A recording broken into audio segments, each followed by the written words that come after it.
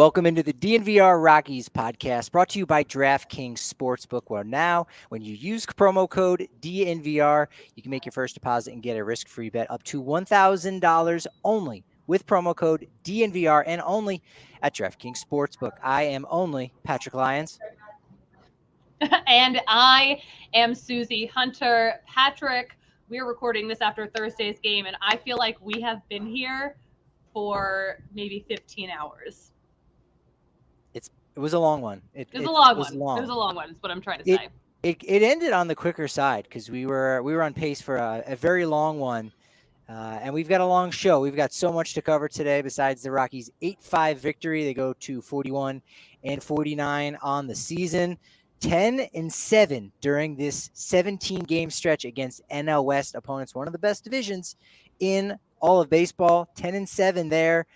They are 8 games under 500 now, and they are now 13-3 against the Padres since the start of the 2021 season. We'll talk about some of the weird, wild stuff going on this weekend, what's coming up this weekend that's ahead of us here, as well as preview the 2022 MLB draft. Where are the Rockies selecting? Why are they selecting in that spot? What have they done in the recent past? What might they do? We'll take a look at some 3 players. So we've got a jam-packed show. Suzie, who stood out for you most, would you say, in Thursday's 8-5 victory over the San Diego Friars? Like in a good way or a not so good way? Because Kyle Freeland definitely stood out to me. Do tell. Because he was not on his A game, and he also was pretty angry, as we saw on the Padres broadcast. Did not see that on the Rockies broadcast. We didn't see it on the Rockies broadcast. It was only on the Padres broadcast. But he chucked to Brendan Rodgers' bat. We found out that it was his bat. The green tape was definitely the giveaway. Only a couple pieces of wood broke off from it. Did not like where that light was placed.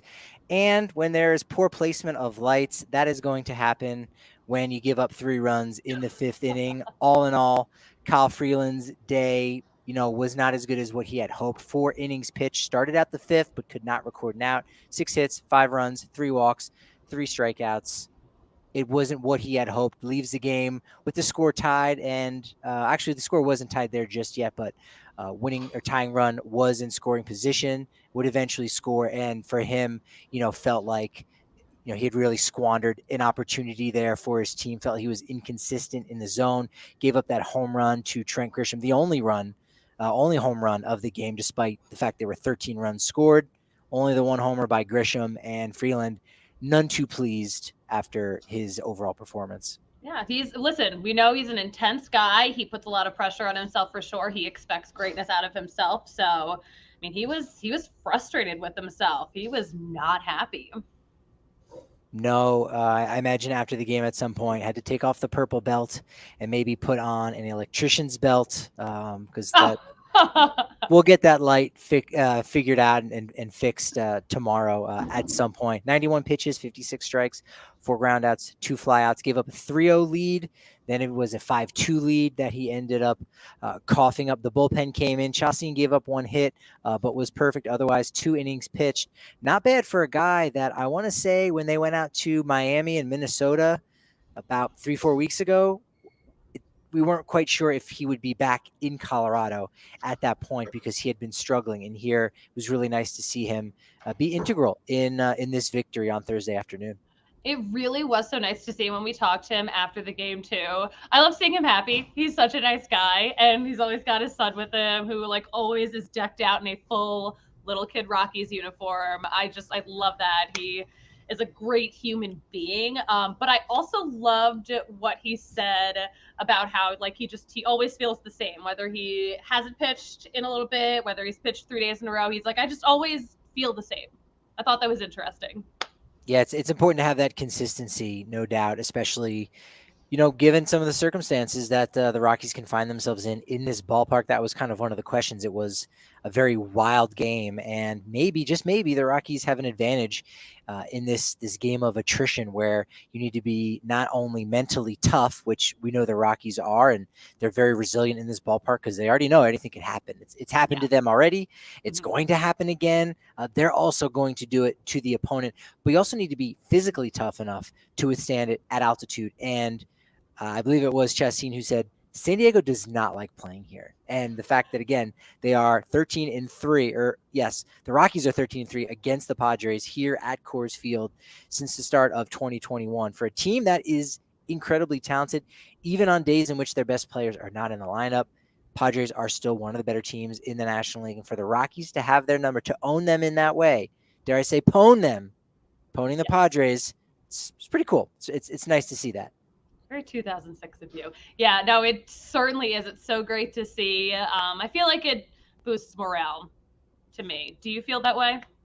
I do. I know Jake Bird is one of those guys who had his morale boosted simply because Bud Black keeps going to him. He's been kind of a reliable guy. Now, his first 2 appearances in this series, got 2 outs, then got 1 out overall, gave up 4 runs in an innings pitch, but gets the call on back-to-back games. So here he comes in. I think that was the 7th inning, gives up a hit, but strikes out 2 in that frame. 1, 2, 3, 8th inning, and Jake Bird is kind of back on track for a guy who's, a rookie. This is his first time in the big leagues, was nervous in the bullpen warming up just a month ago. Now is one of those guys who's really seems to have stepped up in the place of a Tyler Kinley, who, of course, we know his season is over. Not as dominant as a Tyler Kinley, but when you have a guy as good as Kinley has been, really would have been in the conversation, I think, for an all-star selection, had he stayed healthy, right? For a guy to have lost a guy like that can really damage a bullpen. But Bird has really stepped up, eased some things a little bit. Even Carlos Estevez did a nice job with a 1, 2, 3, 9th inning here. I guess he would have gotten the save. Yeah, I believe he did. That's how saves works. So that's how they work. 3-run lead. So nice to see Carlos Estevez get that save. But for our DraftKings Sportsbook King of the Game, tip of the cap, lowering of the glasses and a wink to Mr. Randal Grichuk. Goes 2 for 4, has 2 doubles, 3 RBI or 3 RSBI, and 2 very high and very nice socks. Yo, South game strong. I'm glad he's wearing the glasses again, too. We need some more glasses representation in MLB for sure. But yeah, great stuff out of Grichuk. You'd love to see it. I feel like he needs about 10% more quirk in his batting stance in order to qualify for a good batting stance video, because he already has the crazy high socks. So, Gar can throw on a pair of jorts and just put on some thigh-high socks. Boom, you got that. You just need some, spectacles there. You just need some bifocals, and you're already kind of off to the races with your do-it-yourself, at-home, poor man's bootleg Randal Grichuk. I think you're kind of on that way. Randal Grichuk. That sounds like a great Halloween costume, too. Yeah. Well, save that for later. Actually, I probably shouldn't have said that. Kale, my apologies. Kale and I were actually starting a 2-man power post-punk group called Bootleg Randal Grichuk. Our first show is in a month. Go to venue. We're playing the DNVR bar. We're just playing for the construction guys that are there. But I'm pretty stoked. I'm pretty stoked about it. I know Kale's been nervous, but he's working on the flyers and everything. So, look, the street team is going to be on point. It's just really the music that we need to work on more than anything. I'm surprised you didn't invite me. I was in a very competitive choir in high school. I'm a talented vocalist. Yeah, I was rejected for my school's show choir, unfortunately. So I did not go to Disney World. That was the big allure. It's like I'll sing in the choir, which I did. But going down to Disney World each and every year to perform. Now Kale's really excited. Kale, get in here on this action. Kale is a performer for sure. But I did get to go to Disney World, Patrick, in case you were wondering. You did or didn't? I did. Man. Mm-hmm. Kale, I know you may not have gone to Disney World, and yes, we will get back on track. This is a baseball podcast, but I gotta know: did you get the Disney World invite there, Kale, or was it just not? I don't mean to say just, but was it FezCon all the way, all 4 years? I know you're FezCon. I actually qualified for nationals for ThesCon. Oh. So, excuse you. Excuse you, I'm Patrick. kidding.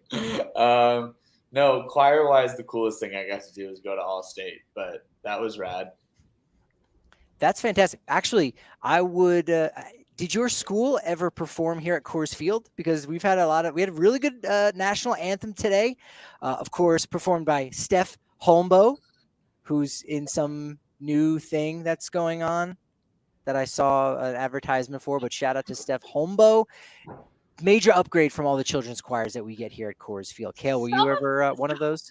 I was one of those choirs that got to sing at Coors Field. Yeah. Was it a good choir, or were you guys all over the place? It was a good choir. This was in high school when I was with my really, really high level choir. But it's funny you brought that up because Yahir did some amazing work on the production side, and we actually have that video. Let's drop it in Yahir right now. Oh, please no. Yeah, here's not even on this call, Kel. Come on. Producer, there's no shadow StreamYard here that we're using. He's like, where is he? What room is he? Shadow StreamYard. Could you? Oh my God. Some of the choirs have been good. Some of the choirs have been cute. Some of the choirs have been atrocious. Yeah. And they might not be ready. You know what? Not everyone's ready, but how did they pass the audition process is what I'm wondering. We could have a replacement choir situation. I don't know if certain schools are holding out for better tickets, extra vouchers for the hot dogs. I'm really not sure what goes on. I don't like to get into the politics of singing the national anthem here at Coors Field, but we did have a good one here on Sunday. Had some good boys on base, particularly on the base stealing front. Got 2 bags from Garrett Hampson, Connor Joe. I think that's his 6th now for the year. So it's good to see the Rockies stealing a lot of bases after stealing virtually none for most of this year. I know we had at one point, there was over a month stretch that the Rockies hadn't stolen a base at home. And so they've been a little bit more aggressive. Ryan McMahon actually, after Tuesday night's game, said, look, we just got to have to get some things moving a little bit. You know, players in general, and this is a much larger conversation, not necessarily to have today, but bottom line, you're waiting for the 3-run home run. You don't want to take the bat out of anyone's hands, especially in the middle of the lineup. So even if you're Jonathan Daza, Jose Iglesias, Connor Joe at the top of the order, you got the bats behind you to drive you in. It's not necessarily your job to get in scoring position. It's their job to hit you in with an extra base hit. So therefore, hey, why chance it? It's also a long season. It's a marathon. There's a little wear and tear, slamming your body down to slide. Again, it's an acceptable part of the game. We know that, but that is just one of those comments from everyone I talk to. They say that, look, that's a way to kind of ease off the gas a little bit, is kind of reduce those stolen bases. If you're not, given the steal sign and it's really up to you, you might err on that side of, hey, let me take it a little bit easier. Let me trust in the guys that are behind me in the order. We also know stolen bases don't pay when it comes to arbitration. So, stealing 20 bases versus only 12 isn't going to necessarily make you more money if you are a young player. And, and to that point, that was one thing Buddy talked about. They really passed the baton today. 9 walks by Padres pitchers. So, look, they didn't chase out of the zone. There were a couple 4-pitch walks. In fact, Blake Snell walked, I believe it was Jose Iglesias with the bases loaded, and then walked Chris Bryant on 4 straight pitches. So just didn't have it. But the Rockies, everyone reached base. Everyone said, hey, you know what? I don't need to hit a big 3-run home run. I'm going to do my thing. I'll take a walk if I need to, because the guy behind me I trust is going to do that. And so that was really nice to see them do that in a major way on Thursday afternoon. For sure. Yeah. All the boys got on base, and we love to see that for sure.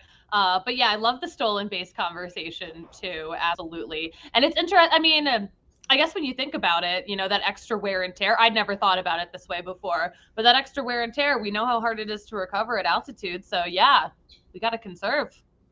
Yeah, that's definitely one of those aspects that I need to dig into more and ask some more questions about, just kind of figure out some things. Those 9 walks that the Rockies were able to record, most since 2019, September 24th. That was actually in San Francisco. They've walked 9 or more times in a single game, 67 times in franchise history. That's kind of surprising that they've been in that many games. Also looked it up. Shout out to Purple Row. Put me on the spot. Someone asked them, and they said, actually, Patrick may know the answer. course, use the trusty Google machine, StatHead, aka. Is that Baseball Reference or is it the other one? It's Baseball Reference, Okay. aka Pathead. Got it. You're killing me here. You know I have COVID brain. But yeah, looked it up. 16 walks. The franchise record, 16 walks. That's insane. I believe that was July 16th, 1994. Not here, but at Mile High Stadium. Cardinals pitchers, two different guys walked 6 different Rockies in that game. Everyone recorded an RBI. And that game was actually quicker than this one. It was something like a 16-5 game, and yet with all those walks, 16 of them, all those pitches, it still was quicker. It was 3 hours, 21 minutes. Thursday's game, 3 hours, 42 minutes. Back-to-back tacos. Gotta love that. Yes, James, thank you for leaving that comment. Yeah, I hope you pick up your tacos today and tomorrow. Exciting stuff here at Coors Field. Connor Joe walked 3 times, had a sacrifice fly RBI on top of that. Daza Chrome with 2 hits. And Jose Iglesias continues to do it with another 2 RBI game.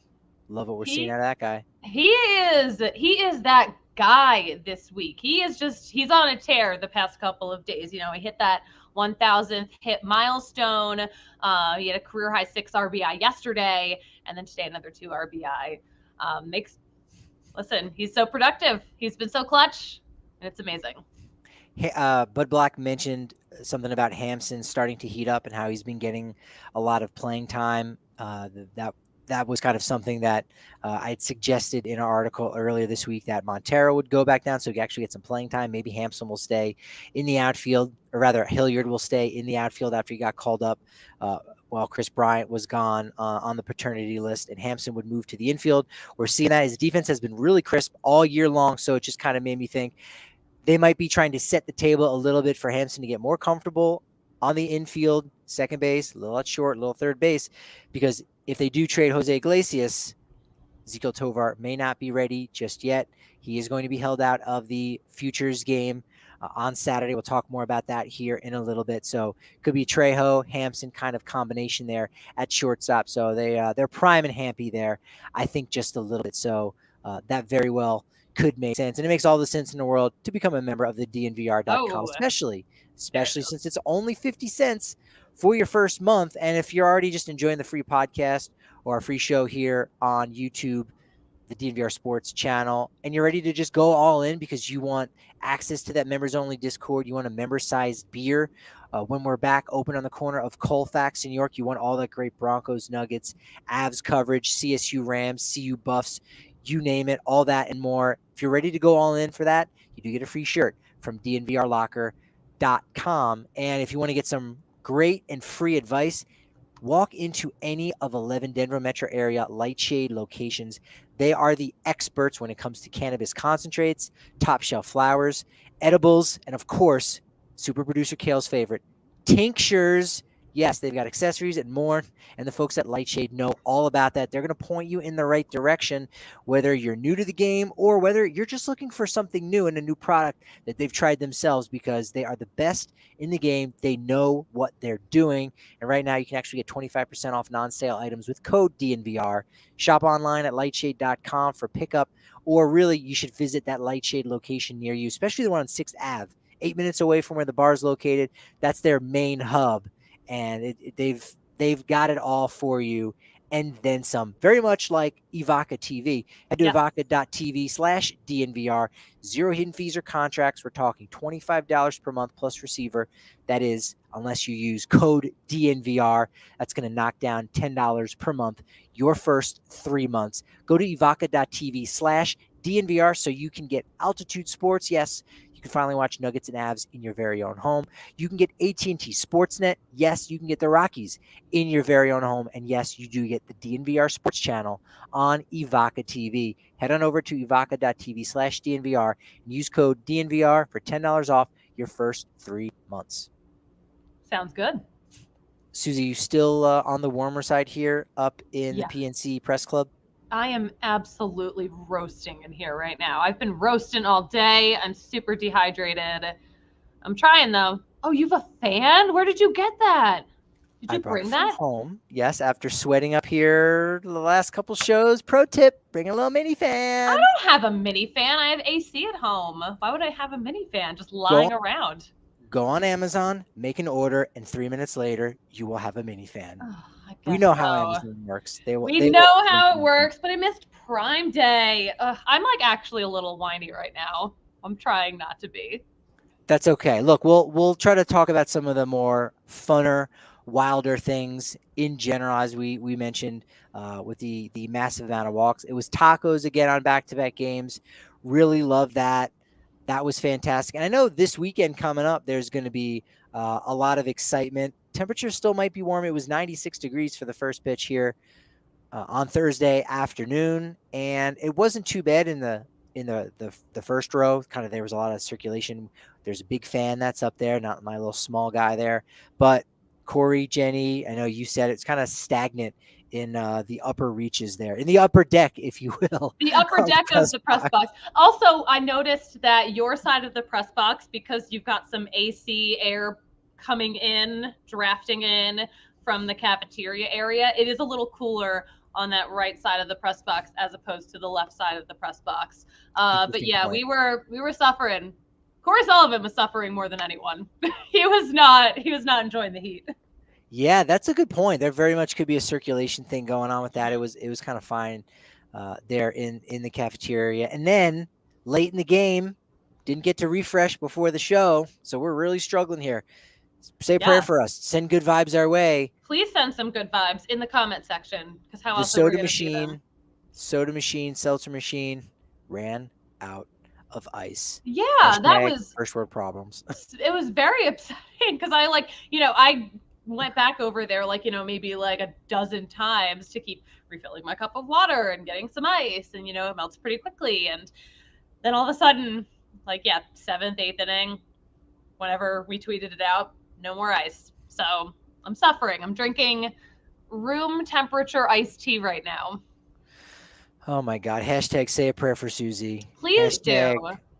It's not a GoFundMe. What is it again? When we're just trying to raise some money for a GoFundMe. Yeah, it is a GoFundMe. Okay, a Kickstarter is for like a certain project. A GoFundMe is a charitable thing.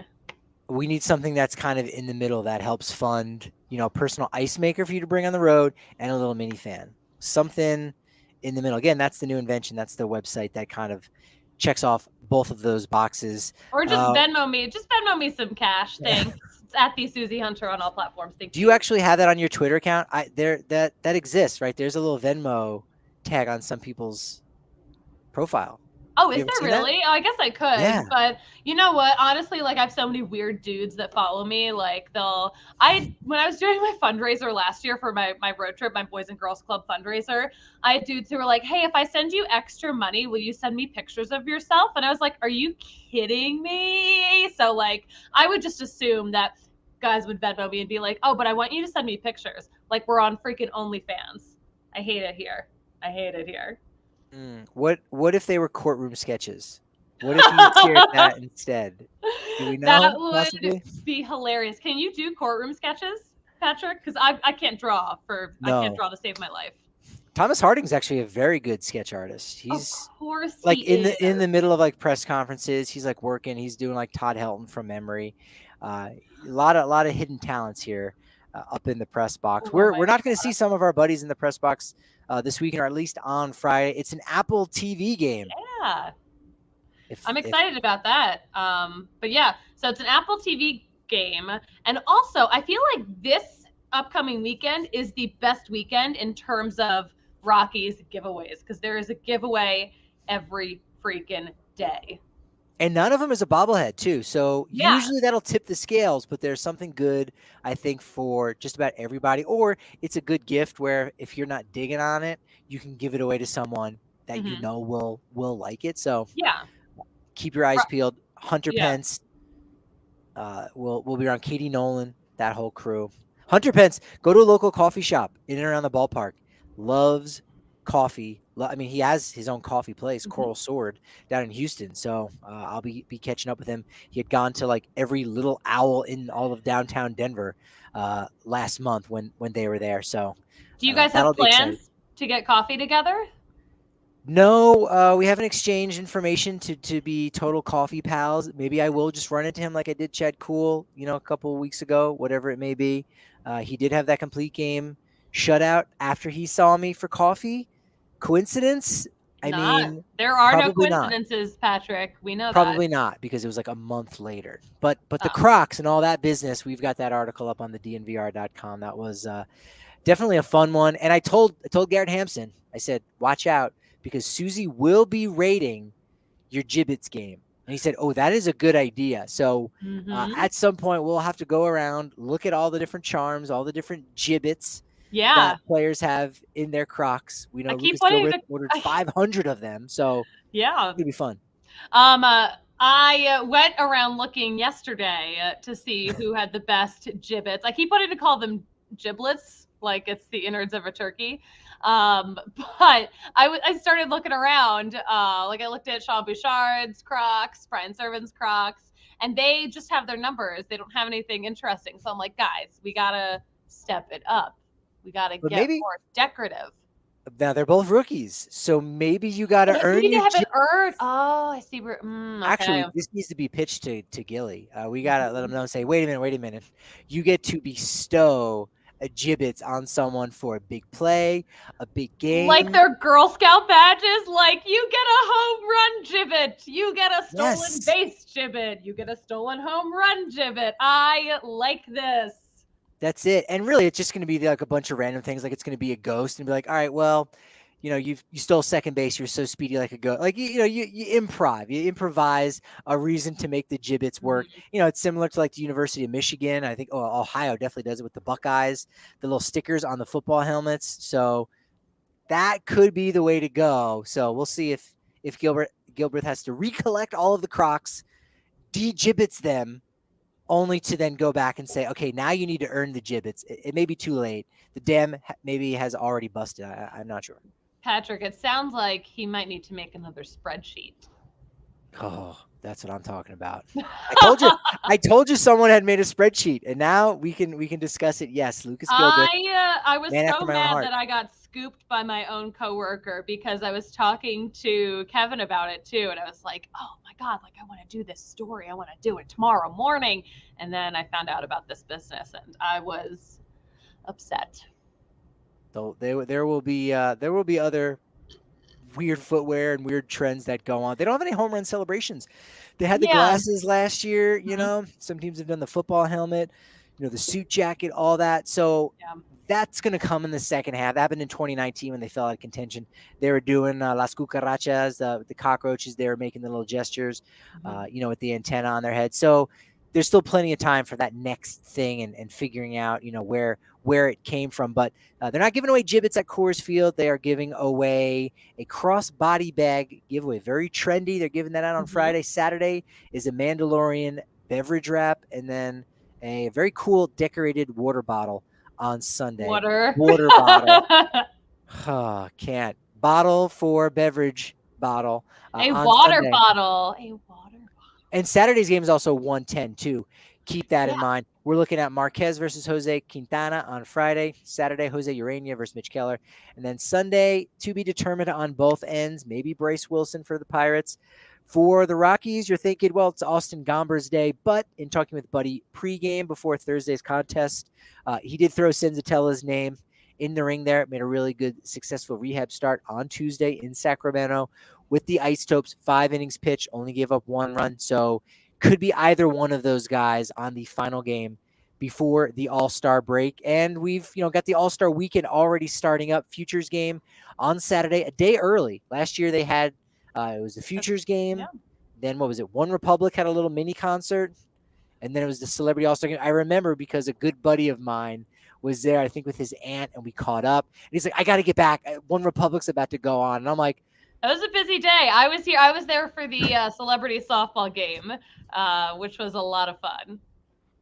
Yeah, it was. I missed that. I went over to the draft, saw some of the people. I haven't seen a list as to who's participating in the softball game. I don't know that I have either, but I feel like they're in LA. They're gonna have actual celebrities at this one. You know, That's it. I think it could be a last minute of like, you get text by your agent on Saturday afternoon, say, hey, you want to head on down to Dodger Stadium? There's a thing going on. And then it'll be whoever just kind of shows up, which hey, is pretty nice. I feel like last year there were a lot of people who was like, who is that? They're a TikTok star? Got it. Okay. So I feel like. You know who the Miz was, though, right? Yes. Who is he? A wrestler. Yes. Oh, put it on the list, right? John Cena. Okay. And now you know the Miz. That's 2. All right. I know 2 wrestlers. I know 3 because I know Dwayne "The Rock" Johnson. Rock personally. the Dwayne Johnson. You got it. So 3. So you kind of are low key a big wrestling fan. I think we've just proven that. We've proven that. Zach Veen's going to have a little something to prove against the other top prospects in all of the game. On Saturday's futures game, Ezekiel Tovar was supposed to be in that contest. Unfortunately, he's out with a groin strain. He's on the IL right now with the Yard Goats. And so that's that. Sunday, the draft will start at 5 p.m. First pick should be within 15 minutes or so. That's how they did it last year. It's still a whole new thing. That's a whole new presentation that they've got going on. So we'll kind of see how that ends up working out. I imagine they're going to want to get to that first pick really quick just to kind of keep things moving, keep people's attention, as it were. So 5 p.m. Mountain Daylight Time is when it's going down for that. And we'll probably be live during that. So yeah, that's the plan. Mark your little calendars. Make sure you're ready because we're gonna celebrate whatever the draft pick has to offer us. We're gonna talk about the draft here in just a second, but I feel like we need to kind of recap or rehash today in a nutshell, or even this Padres series in a nutshell. So I don't know if we're branding this the Dirty 30 or just the 30. The 30. Well, you know what? We're gonna keep it clean. But yeah, the idea is we're gonna recap today's game in 30 seconds. Are you ready, Patrick? I'm up first.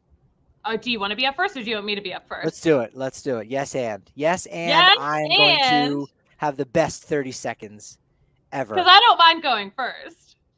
Super producer Kale he's got on the stopwatch. I can see you, Kale. You can just kind of wave in front of your face, and that's my go. Kyle Freeland, not the best today. 4 innings pitched, did give up 5 earned runs, 4 fly ball outs, 2 ground outs, and 1 broken light fixture, thanks to Brendan Rodgers. Everyone got on base, 9 walks. Padres couldn't find the strike zone. They could not wait to get out of here. Soon enough, they might have even chartered a jet halfway through the game to get back home in sunny San Diego because the Rockies simply own the Padres right now, 13-3 against them since the start of the 2021 season. So really, Padres are the fathers. Sorry, the Rockies are the fathers of the Padres. It's done. Boom. But you lost because you went over. Maybe. That was fun. I think you did a good job. That buzzer is quite jarring though. Okay, Suzie. So then your question is do you want to answer the same question or do you want a different one? I mean, I was gonna do my own recap. Okay, you want me to do something different? You should, because I'm curious to see who does a better job encapsulating a game, a series, and dare I say, a vibe. So Kale's going to wave you in here to get started. All right. Okay, go. Okay, so for the first inning and a half, literally nothing happened. And then in the second inning, stuff started happening. People started scoring. Then in the fourth inning, the Rockies went for a nice walk. Everyone freaking walked. It was insane. 4 consecutive balls. And then Blake Snell actually loaded the bases on a walk. He walked in 2 runs. The game lasted about 5 hours. Kyle Freeland had a fit. And then the Rockies got tacos. And that's what else do you need to know? Got it. That was it. That was a good summation. Although disappointed that none of us mentioned in the recap, again, didn't necessarily have to pertain to this single game. We forgot to talk about the great close-up that was featured on AT&T Sportsnet. Maybe the highlight, the star of the entire week, the American Dipper. The bird. Great bird. The bird. Well, I guess if we were recapping this series, we would have talked about the bird. But yeah, we saw it here on the big screen, just like this bird eating a bug. Dragonfly. Was it a dragonfly? It was huge. gigantic. It was huge.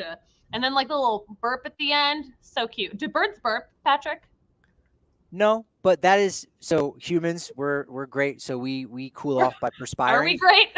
I don't know Well, if I would say not that. as a species, but what's made us the king of the jungle, if you will, the top of the food chain. We perspire. That helps keep us cool. Birds can't do that. So on a hot day, you will see birds just with their mouth open, not like it's not like a thing of, oh, I'm waiting for my mommy to feed me. No, that's how they cool off. I mean, it's similar to dogs, right? With their tongues sticking out. Yeah. That's the only way they can expel heat. So it's a hot day when birds are doing that to help keep themselves cool. I did not know that. Thank you for subscribing to DNVR Birds. I like that Spilly was getting into bird watching. He was reading a bird watching book. Might have been a Sibley's book. That's one of the big books out there. I'm like, I don't know what that means, so it's okay. You're not a birder. I'm not going to expect you to know all the different, honestly, bird publications. Don't expect anything from me, like in all acts. Look, I expect you to learn a thing or two about rugby because we've got one of the best ones here in Denver. It's the American Raptors. Go to AmericanRaptors.com. You can get free tickets. They've got, players like Taniela Tuopo'o from the University of Washington. He also played with the Seahawks, Falcons, Cardinals, San Diego Fleet, Seattle Dragons of the XFL. Like, we're talking legit athletes. Yes, they might not be names you are terribly familiar with. Some guys, I'm sure that you're like, oh, yeah, no, I remember that guy, big Pac-12 player, whatever it may be. But they've got great athletes who are learning the game, and they're learning it right in our backyard, Rugby Town, USA, at Infinity Park in Glendale. Our guy Colton Strickler has it all covered for you on the DNVR Rugby podcast. Make sure you hit that subscribe button. He's got one-on-one rugby podcasts. He's talking with athletes and coaches, and he's giving you some amazing betting advice as well on the Super Rugby. So not only can you win a couple bucks, but at the water cooler, you can sound really smart because you're going to know a thing or two about the sport of rugby. And you call it the sport of rugby, so that's how you know your stuff. Like the sport of baseball. It makes it sound a little fancier, doesn't it? Oh, it sounds so fancy.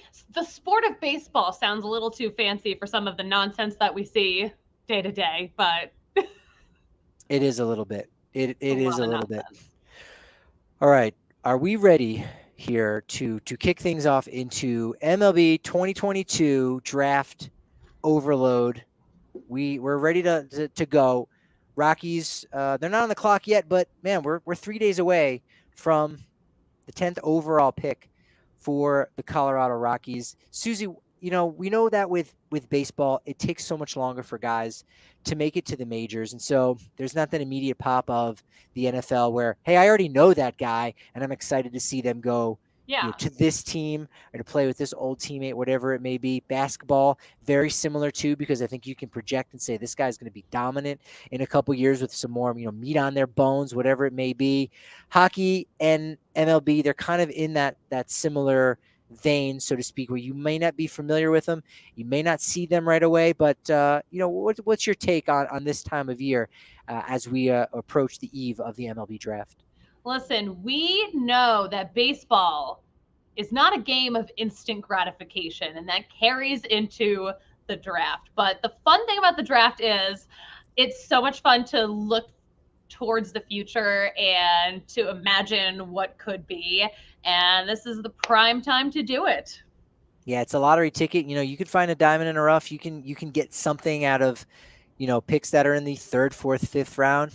Traditionally, that hasn't been the case. You also have some really good, stories that are out there. Even talking with scouting farm director Chris Forbes, that they were able to get something out of a 35th round pick. They don't even have 35 rounds anymore. Now it is down to just 20 rounds, but they got something out of Rico Garcia just a few years ago when he was able to pitch with them in 2019. So the last couple years here, going back to 2021, last year, 9th overall, they selected Benny Montgomery, and in the 2nd round, Jaden Hill, Joe Rock. Really good to see Jaden Hill come back and make his debut finally after Tommy John surgery. So those are 3 of the more newer names that they got last year. 2020, it was Zach Veen and Drew Romo in the 1st round. 2019, Michael Tolia.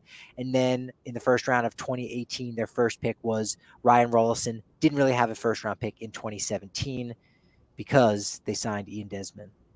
So just when you think that can't come back to haunt you, in a way, maybe it does. But those are some of the names that, again, are still, a couple levels away. None of those guys are in AAA right now.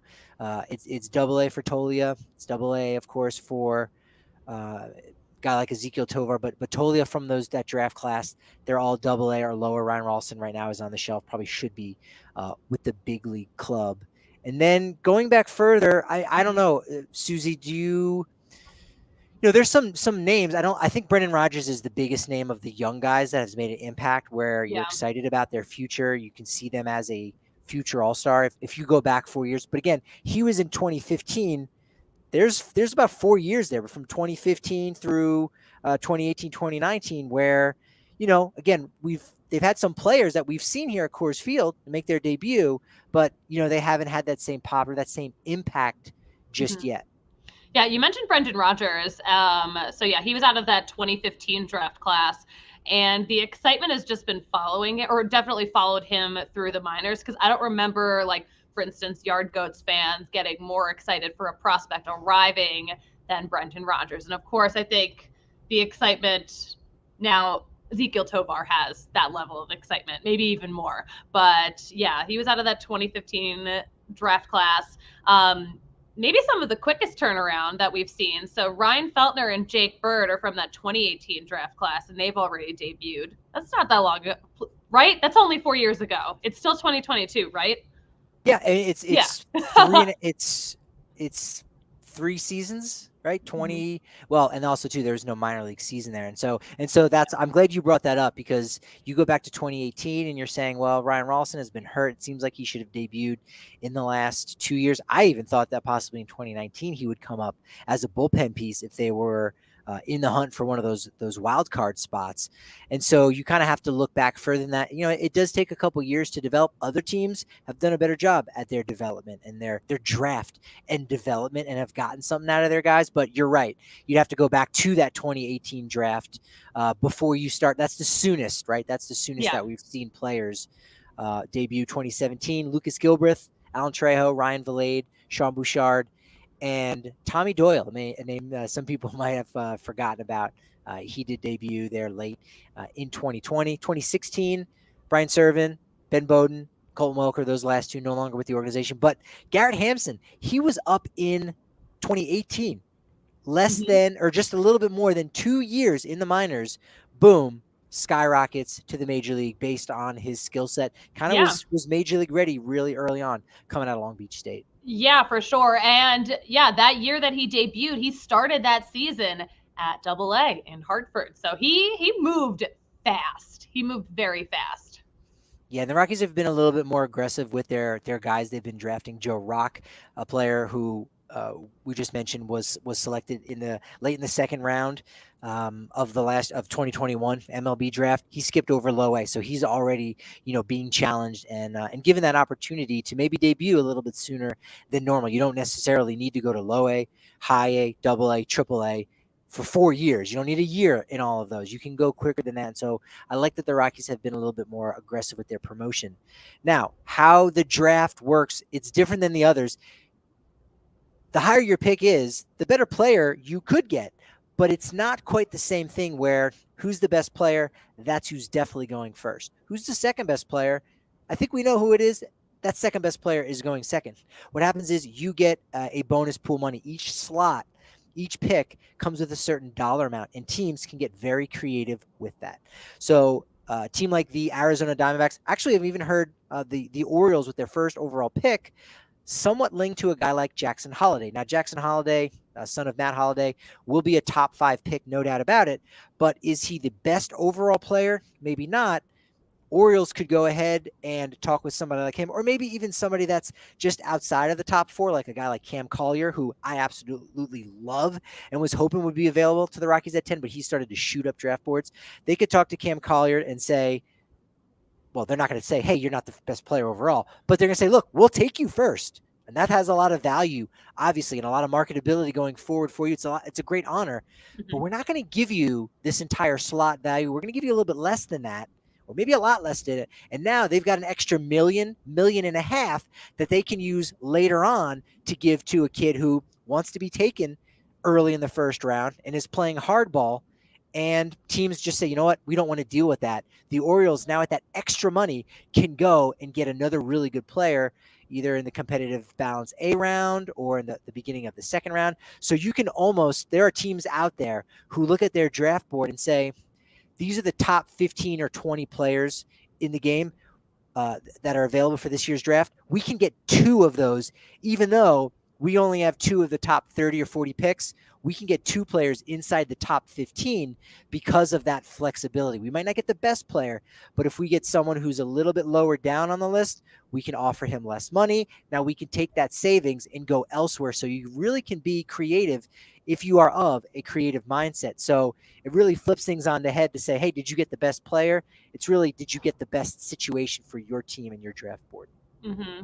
Now, Patrick, we know the Rockies have the 10th pick. How did they get there? What can they do with that?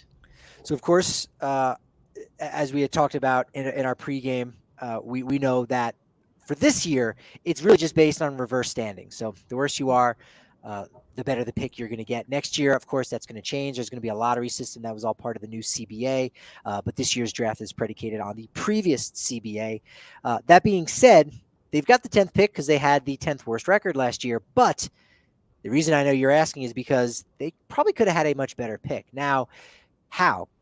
It's based on their win-loss record. Well, the reason they won as many games as they did, particularly in the second half of the season, you might remember they were really bad on the road all year long, like historically bad. And then they played really solid on the road. They were almost like a 500 team. Maybe it was closer to 400, but they weren't a 200 winning percentage club. So they started winning more games, and teams that were ahead of them in the standings, like the Cubs and the Nats, they traded away their players and actually sunk down below the Rockies, therefore taking a higher pick away from the Rockies, taking away that opportunity and taking away that bonus pool money. So that's been one of the things that I think, those fans and a lot of those folks that work for Purple Row, Rocks Pile, just the hardcore fans that are part of the Rockies Twitter, they already know that when you're bad, it's not necessarily tanking, but the worse you are, the better off you're going to be compensated later on. And when you keep guys that are going to help you, be good, even when you're mediocre, that's going to have a ripple effect through the future and through the next year's draft. So they don't trade Trevor Story. They're not able to do that. He's very frustrated by that. They don't trade John Gray, who made overtures that he wanted to stay and stick around. That doesn't happen. They've got some egg on their face. They've got nothing to show for that. At least there's a compensation pick tied to Trevor Story. Michael Givens was the only reliever that they were able to get something for last year. Daniel Bard was one of those guys. A couple other players who were going into their free agent year this year, like a Carlos Estevez. If you evaluated this team to say, you know what, they're going to be going into the break around 10 games under 500 like they are right now. We'll wait and see what happens in the Pirate series. But if they are going to be 10 games under 500 into the break, they are not a contender. So therefore, what do you need those fringe pieces for? You could have offloaded them last year, gotten even more for them by way of prospects, and also lost a few more games, had a better pick, had extra money. It's this trickle-down effect. If you take care of the little things, big things can take care of themselves. That is your saying, Patrick. You say that all the time. But yeah, how will things look differently? Are we going to see less of that tanking in the future now that things have changed with this CBA? That's what's supposed to happen, right? I don't know if that will. I was digging in a little bit of the draft stuff, obviously, preparing for the draft show coming up and everything that we've been doing.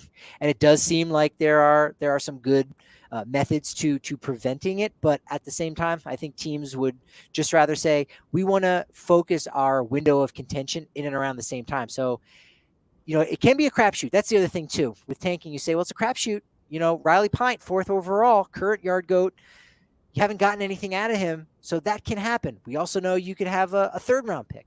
I think Will Smith, a catcher for the Dodgers, might have been in the 3rd round, and he's going to be a perennial all-star here going forward, so that can happen. But if you've got a really high pick and all that extra money, right, all that the slot value in the bonus pool, if you've got that for 3-4 years in a row, you're also trading away guys who aren't going to be there in 3-4 years going forward.